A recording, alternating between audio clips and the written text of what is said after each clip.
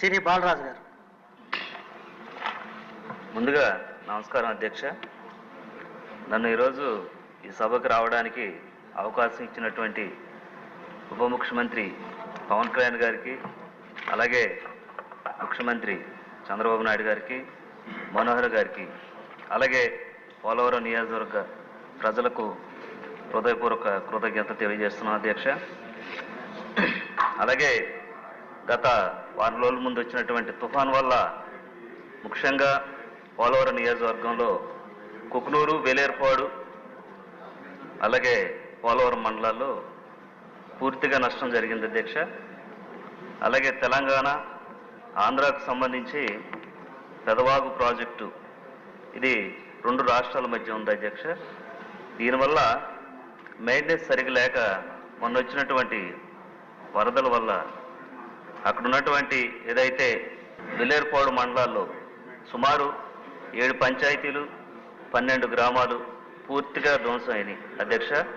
అలాగే సుమారు 3000 కుటుంబాలు ఈరోజు దానివలన రోడ్లు, ఇల్లు, అలాగే వ్యవసాయ భూములు కూడా పూర్తిగా ధ్వంసం అయినాయి అధ్యక్ష. అలాగే దీనికి మన ప్రభుత్వం నుంచి వెంటనే చర్యలు తీసుకొని వారిని సురక్షిత ప్రాంతాలకు తరలించాం. అలాగే వారికి అదే గ్రామంలో భోజన సదుపాయాలు, మంచినీరు, వైద్య సదుపాయం, అలాగే వారు ఉండటానికి బరకాలు ఇవన్నీ కూడా నివాసితులకి ప్రభుత్వం ద్వారాగా వెంటనే అందించాం అధ్యక్ష.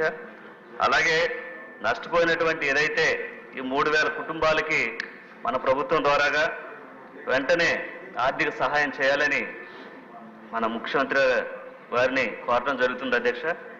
అలాగే పోలవరం ప్రాజెక్టు సంబంధించి నిర్వాసితుల సమస్య అధ్యక్ష.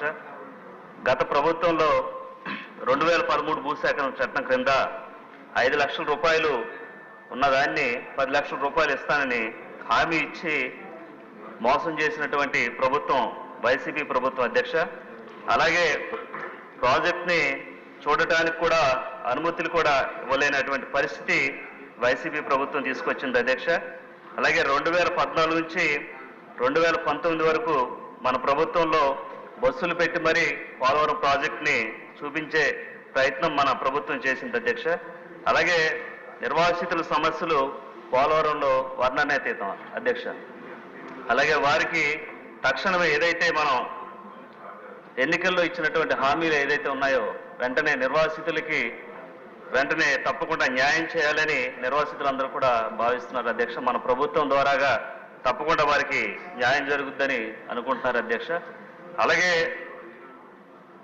వారికి సంబంధించి ఏదైతే ఇల్లు కానీ, భూమికి బదులు భూమి కానీ, అలాగే R&R ప్యాకేజీ కానీ ఇవన్నీ కూడా ఇచ్చి వారిని సురక్షిత ప్రాంతాల్లో ఏదైతే వారికి నిర్మించేటువంటి ఇల్లుని సురక్షిత ప్రాంతాల్లో ఇస్తే తప్పకుండా వారు అక్కడి నుంచి వెళ్తారు.